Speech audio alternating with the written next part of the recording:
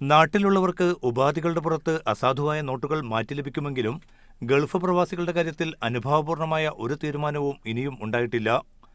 പ്രവാസികളിൽ പലരുടെയും പക്കൽ അസാധുവാക്കപ്പെട്ട ഇന്ത്യൻ രൂപ ധാരാളമായി തന്നെയുണ്ട്. ഇവരിൽ പലരും സഹായം തേടി എംബസിയെയും കോൺസുലേറ്റിനെയും സമീപിച്ചെങ്കിലും അനുകൂല പ്രതികരണം ഉണ്ടായില്ല. ഇക്കാര്യത്തിൽ വിദേശകാര്യ വകുപ്പിന്റെ ഭാഗത്തുനിന്നുള്ള പ്രതികരണത്തിന് തങ്ങൾ കാത്തിരിക്കുകയാണെന്ന് അബുദാബി ഇന്ത്യൻ എംബസി അധികൃതർ പ്രതികരിച്ചു. ഇന്ത്യൻ നയതന്ത്ര കാര്യാലയങ്ങൾ മുഖേന പണം മാറ്റാൻ സംവിധാനമൊരുക്കുമെന്ന പ്രചാരണം അടിസ്ഥാനരഹിതമാണെന്നും ഇന്ത്യൻ എംബസി ഉന്നത ഉദ്യോഗസ്ഥ നീത ഭൂഷൺ വ്യക്തമാക്കി. ഗൾഫിലെ സ്വകാര്യ ധനവിനിമയ സ്ഥാപനങ്ങളാകട്ടെ അസാധുവാക്കിയ കറൻസികൾ സ്വീകരിക്കില്ലെന്ന നിലപാടിൽ ഉറച്ചു നിൽക്കുകയാണ്. ഈ സാഹചര്യത്തിൽ കയ്യിലുള്ള കറൻസി നേരിട്ടോ മറ്റാരെങ്കിലും മുഖേനയോ നാട്ടിൽ കൊടുത്തയച്ച് മാറ്റാനാണ് ഒരു വിഭാഗം പ്രവാസികളുടെ നീക്കം.